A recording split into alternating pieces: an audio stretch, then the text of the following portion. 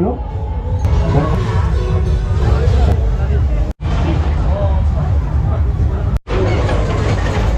Balik lagi bola sampai tempat pertama dia boleh dapat hadiah. Satu game hanya 5 token sahaja.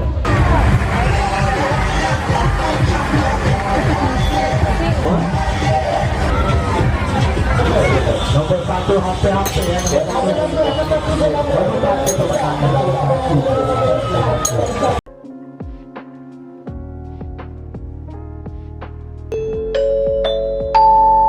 Assalamualaikum warahmatullahi wabarakatuh kepada semua.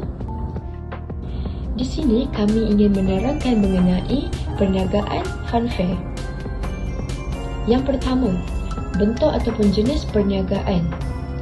Funfair berasal daripada perkataan Inggeris dan menurut Kamus Dewan, funfair adalah pesta ria.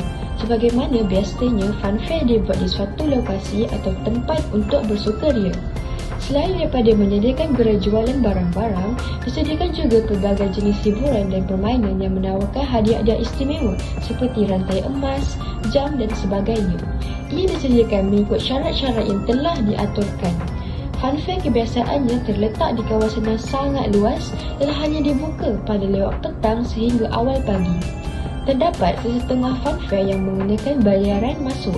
Bayaran masuk selalunya sekitar RM2 hingga RM4 seorang. Bayaran masuk tidak termasuk dengan permainan yang disediakan. Oleh itu, pengunjung lebih gemar mencari funfair yang masuknya adalah percuma dan bayaran tiket hanya dibayar apabila ingin bermain permainan sahaja. Pengunjung yang datang ke funfair ini sudah tentu terdiri daripada kanak-kanak yang ditemani oleh penjaga mereka dan juga remaja kerana jiwa mereka yang suka berseronok dan bergembira. Seterusnya, elemen haram yang berlaku dalam perniagaan. Tapi sebelum itu, saya akan menerangkan serba sedikit mengenai jenis permainan yang diadakan di funfair. Jenis perniagaan yang diadakan adalah seperti memancing kepingan papan di atas air. Kepingan papan berkenaan diukir menjadi pelbagai bentuk. Di belakang kepingan papan tersebut tertulis jumlah markah seperti 100, 200 ataupun kosong. Sebelum itu, pelanggan diberitahu agar memancing ukiran papan itu sebanyak yang mungkin untuk mengumpul jumlah markah daripada ukiran papan tersebut. Biasanya, pelanggan akan dikenakan bayaran bagi setiap ukiran papan yang dipancingnya. Sesudah pelanggan memancing ukiran papan tersebut dan membayar setiap satu ukiran yang diperolehi, barulah penjual itu menjumlahkan markah yang diperolehi oleh pelanggan. Kemudian memberi hadiah yang ditentukan mengikut kadar jumlah markah tersebut. Jika markah pelanggan itu tinggi, maka mahal dan istimewalah harga yang diberikan. Tetapi, jika tidak mencapai pada markah yang sudah ditentukan, maka tiadalah hadiah yang diberikan kepadanya. Cara permainan ini adalah sama dengan permainan di zaman jahiliah. Seterusnya, ada juga permainan dengan cara memasukkan duit shilling di dalam bekas yang dipenuhi dengan duit shilling yang lain. Apabila duit shilling yang dimasukkan itu terkena pada sesuatu tempat yang menyebabkan terjatuhnya sebilangan kumpulan duit, maka berjayalah pelanggan itu untuk mendapatkan duit shilling yang banyak dari bekas tersebut. Jadi, begitulah di antara jenis dan corak permainan yang terdapat di dalam funfair mengikut syarat-syarat yang ditentukan. Walau bagaimanapun, tidak dinafikan permainan-permainan yang lebih menarik dan canggih telah direka tanpa menyusahkan si pemain. Hanya dengan membeli kupon akan diketahui sama ada dia menjadi pemenang atau sebaliknya setelah diadakan undian. Permainan seperti ini dinamakan Alia Nasib, iaitu judi loteri. Walaupun tidak menimbulkan permusuhan dan tidak menghalang pelakunya daripada mengingati Allah SWT, akan tetapi pelaksanaan undian loteri itu mempunyai akibat-akibat buruk seperti juga pada jenis judi yang lain. Akibat-akibat buruk yang dimaksudkan ialah kenyataannya ia merupakan salah satu untuk mendapatkan harta orang lain secara tidak sah. Cara-cara seperti ini diharamkan oleh syarak. Berdasarkan pada contoh-contoh permainan yang disebut, adalah jelas ia merupakan permainan-permainan yang mempunyai unsur pertaruhan dan mengadu nasib.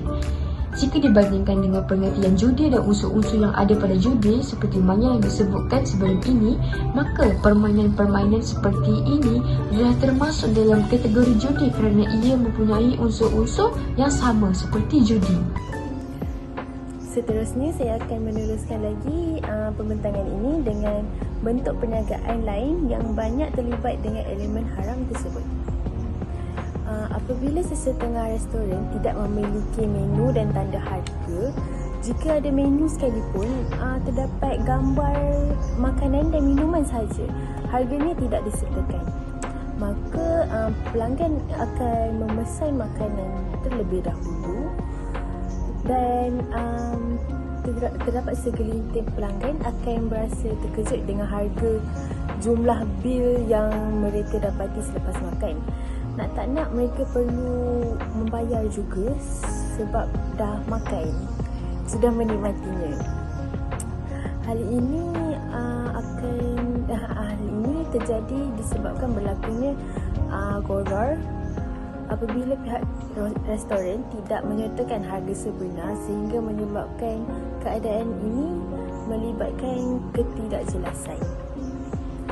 Jika pihak restoran menganggap orang ramai sedia maklum dengan harga tersebut, ianya masih tidak dapat menghilangkan elemen gharar tersebut. Pelanggan juga pada awalnya boleh je mengajukan soalan kepada pihak restoran sebelum berlakunya mana-mana transaksi. Tapi itulah kebiasaannya amalan kedua-dua belah pihak yang berakal. Justeru untuk mengelakkan diri daripada berlakunya perkara yang boleh perkara tersebut, ini kita boleh lakukan, pihak restoran perlu menyatakan harga tersebut, harga jualan tersebut sebelum rundingan bermula. Jika pihak restoran tak bagi tahu dekat pelanggan, pelanggan juga boleh bertanyakan soalan tersebut kepada pihak restoran tersebut lah. Setiap menu yang ingin dipesan terlebih dahulu perlulah diketahui harganya kedua-dua belah pihak untuk mengelakkan sebarang ketidakpuasan hati ataupun salah faham antara kedua-dua belah pihak tersebut. Ini dapat menyedarkan pelanggan tentang hak mereka, iaitu hak untuk mengetahui dan juga hak untuk memilih.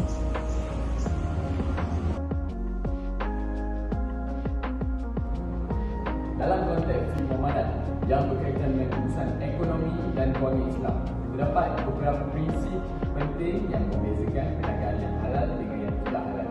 Fun fact sebagai contoh, mungkin boleh atau tidak boleh dianggap halal bergantung kepada bagaimana ia dijalankan.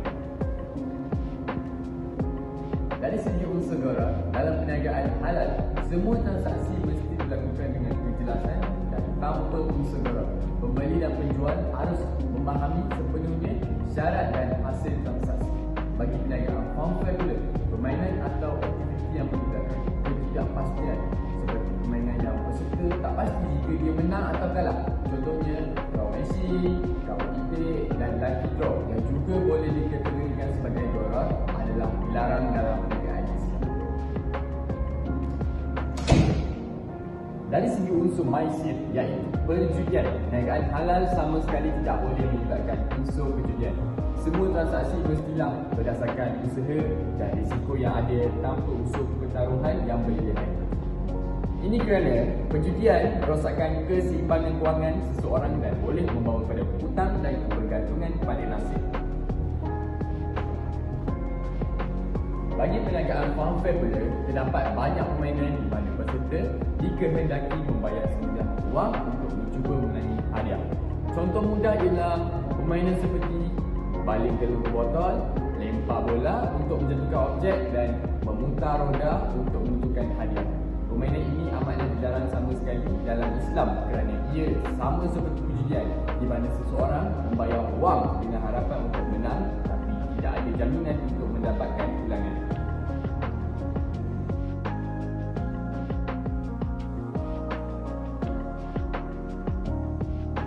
Seterusnya, saya akan membentangkan tentang langkah-langkah untuk menjauhi umat Islam terlibat dalam ilmu haram. So, apakah langkah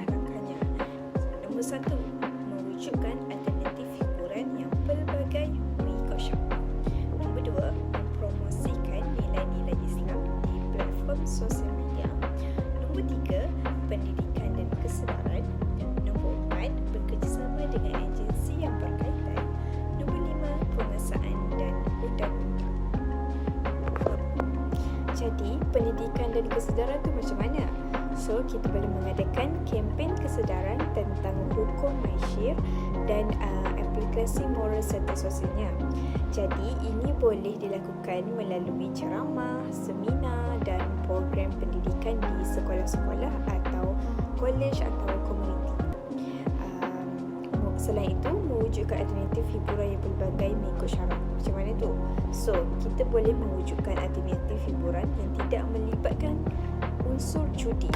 Contohnya, kita boleh menawarkan permainan yang berasaskan kemahiran ataupun cabaran tanpa hadiah wang tunai. Yang ketiga, penguasaan dan undang-undang. Pihak berkuasa atau pihak yang berkenaan perlulah meningkatkan pengawasan terhadap aktiviti perniagaan fanfare ini. Selain itu, sebagai contoh, menguatkan kuasa undang-undang yang melarang unsur judi dan memastikan pemilik fanfare ini mematuhi garis panduan yang telah ditetapkan. So, yang keempat, promosi nilai-nilai Islam. Dengan menyebarkan nilai-nilai Islam yang menekankan pentingnya menjauhi perkara haram dan menekankan alternatif yang halal dan baik. Sebagai contoh, bolehlah influencer ataupun pihak yang berkenaan ataupun kita sendiri bolehlah berkongsi di media sosial tentang pentingnya menjauhi perkara haram. Selain yang kelima, kerjasama dengan agensi berkaitan.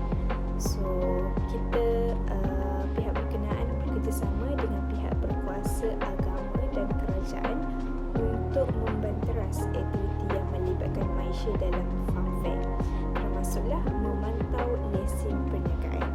So, itu sahaja dari saya. Sekian, terima kasih.